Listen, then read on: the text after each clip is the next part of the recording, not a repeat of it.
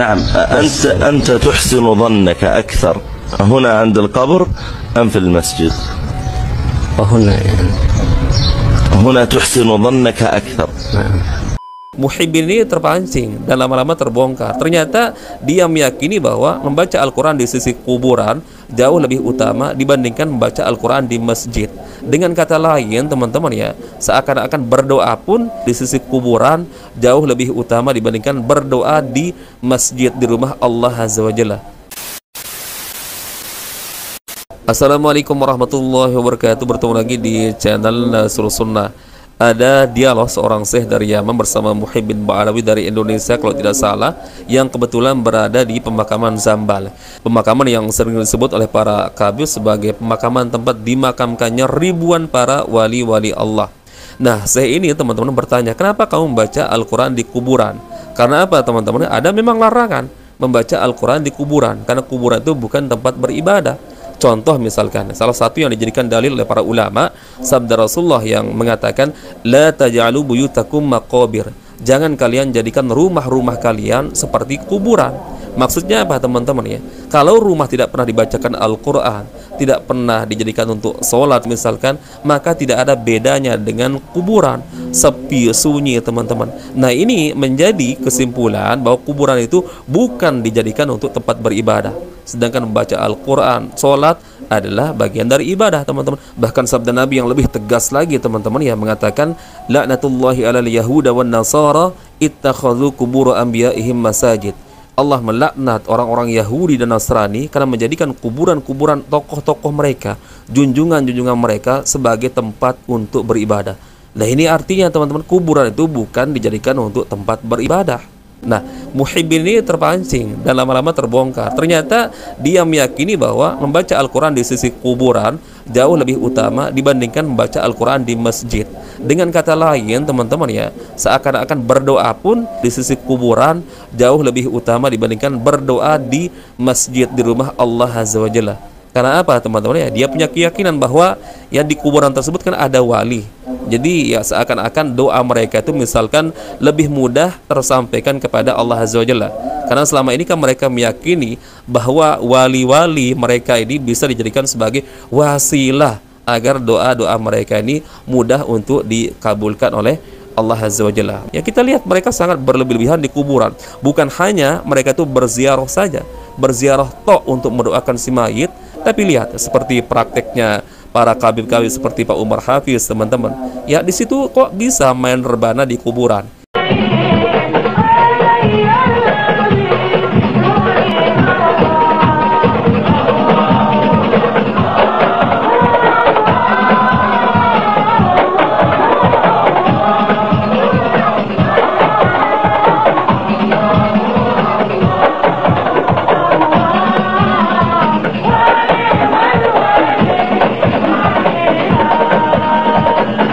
Bahkan itu si Gus Igdom itu ketika masuk ke salah satu pemakaman, entah mungkin dia menganggapnya sebagai pemakaman wali, sampai nyeker teman-teman ya, sampai nyeker, ya Allah.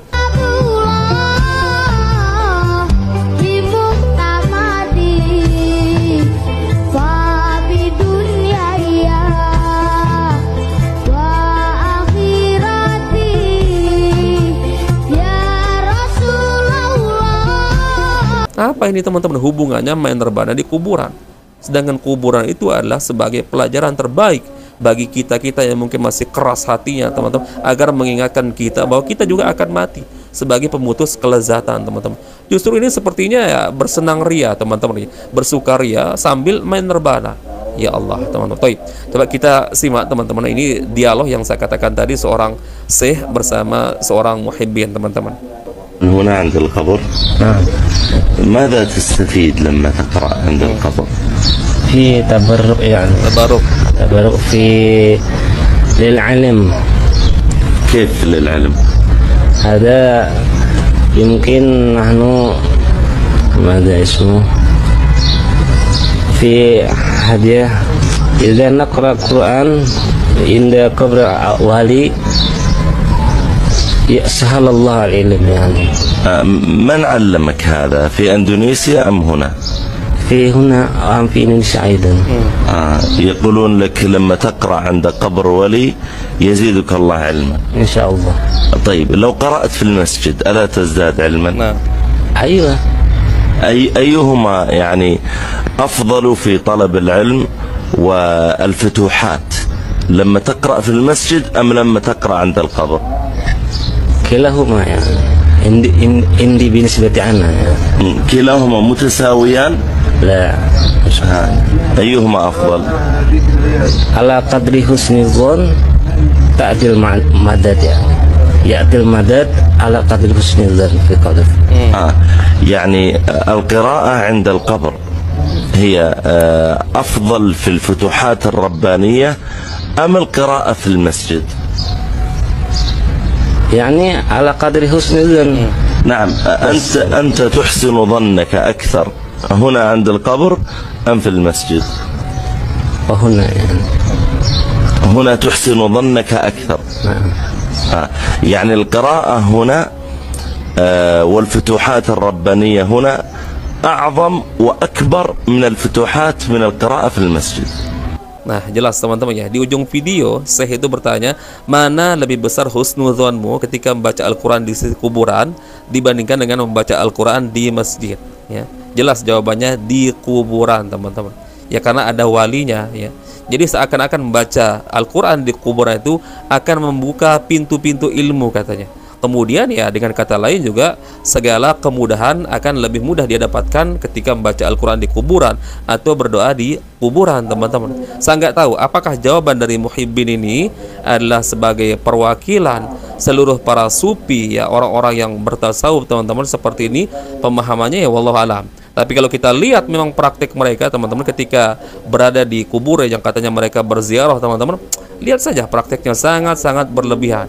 Ya, bahkan bisa kita katakan itu sudah di luar konteks ya berziarah kubur, teman-teman. Makanya ya nggak salah juga ketika ada isu-isu di Indonesia banyak dari kalangan para Ba'alawi ini yang memalsukan makam, yang sebenarnya makam itu milik ya orang-orang pribumi atau mungkin bahkan itu tempat kosong diklaim sebagai pemakaman mereka, pemakaman leluhur-leluhur dari kalangan Ba'alawi. Ya, di samping itu juga menjadi lahan bisnis, teman-teman. Bahkan kan di Yaman sana ada ritual khusus, teman-teman, ziarah tahunan ke makam Nabi Hud katanya. Padahal siapa yang mengklaim memastikan makam itu adalah makam Nabi Hud alaihissalam ya. Bahkan katanya, teman-teman, ada salah satu video yang menarasikan bahwa pemerintahan di sana, di Yaman sana atau mungkin di kota Tarim, pernah menyurati para kabib-kabib ini yang sering mengklaim ini makam wali, ini makam nabi. Mereka itu sengaja bikin kuburan palsu di tengah daerah agar mengakui kalau nenek moyang sudah datang duluan di tempat itu gitu loh. Mereka lah yang paling daerah. Padahal jong. Ya kayak ini, kayak Nabi Hud itu. Mungkin teman-teman kan dengar ceritanya Nabi Hud bangun di dalam gua itu kan. Itu kan orang Yaman sendiri kan ngirim surat ke Tarim. Jangan kamu bawa-bawa Yaman demi untuk mendapatkan pundi-pundi uang, mengatasnamakan Yaman, Nabi Hud bangun segala macam, itu cerita yang nggak benar. Ditegur langsung. Karena bukan dia aja orang Yaman soalnya. Jadi sekarang yang namanya Nabi Hud itu udah rungkat. Sudah nggak pernah lagi mereka menggembong-gembongkan Nabi Hud itu. Karena Nabi Hud kan orang Yaman sendiri bilang bukan kuburannya di Yaman. Dia itu di negeri Syam. Ketika ada makam yang dikeramatkan, maka terbuka di situ lahan bisnis. Ya, ada lahan parkir. Yang korbannya adalah orang-orang awam yang memang punya keyakinan ada makam keramat. Akhirnya datang berbondong-bondong. Ada yang sampai 2 bis, 3 bis, puluhan bis, teman-teman.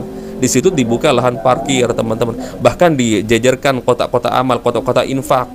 Ya Allah, teman-teman.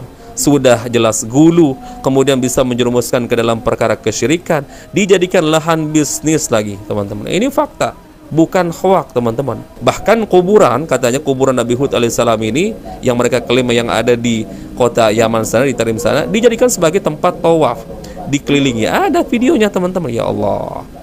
Seperti inilah, teman-teman, yang kita khawatirkan. Makanya orang-orang yang disebut Wahabi itu, teman-teman, sangat-sangat gencar ya memberantas yang namanya kesyirikan, terutama kesyirikan yang terjadi melalui kuburan ya. Karena ya faktanya memang seperti itu. Umat Islam, teman-teman, banyak meyakini bahwa berdoa di kuburan itu jauh lebih mudah dikabulkan doanya karena melalui perantara si wali. Padahal dia sendiri nggak tahu apa nasib yang terjadi di dalam kuburan tersebut, teman-teman. Bisa jadi orang yang dianggap sebagai wali di dalam kuburannya itu sedang disiksa. Karena apa? Tidak ada yang bisa menjamin dia selamat di dalam kuburannya, kecuali yang dijamin oleh Rasulullah SAW melalui wahyu dari Allah Azza wa Jalla. ya seperti para nabi, para rasul, jelas itu tidak mungkin akan diazab di dalam kuburannya. Kemudian para sahabat nabi yang dijamin surga, teman-teman. Meskipun begitu, tidak ada riwayat kuburan nabi dijadikan untuk ngalap berkah misalkan dari para sahabat. Kemudian sebaliknya, kuburan para sahabat dijadikan tempat untuk ngalap berkah oleh para sahabat yang lain. Kuburan-kuburan para ulama Ahlussunnah wal Jamaah tidak ada riwayat ya dijadikan sebagai tempat untuk ngalap barokah, teman-teman. Baik, teman-teman, semoga ini menjadi ya, pemikiran bagi kita akan bahayanya kesyirikan, teman-teman. Ya, ingat firman Allah Azza wa Jalla, "Innallaha la yaghfiru ayyushraka bihi wa yaghfiru ma duna dzalika liman yasha." Sesungguhnya Allah Azza wa Jalla tidak mengampuni dosa syirik dan mengampuni dosa selain syirik bagi yang Allah Azza wa Jalla kehendaki. Dan sabda Rasulullah, teman-teman, ini sebagai penutup, Rasulullah mengatakan, "Man mata yusyriku bihi syai'an dakhalan nar." Barang siapa mati dalam kondisi membawa kesyirikan, maka neraka jahanam tempatnya, teman-teman. Baik. Semoga ini bermanfaat, teman-teman, sebagai sharing-sharing kita. Insyaallah kita bertemu lagi di video berikutnya. Assalamualaikum warahmatullahi wabarakatuh. Barakallahu fikum. Assalamualaikum warahmatullahi wabarakatuh.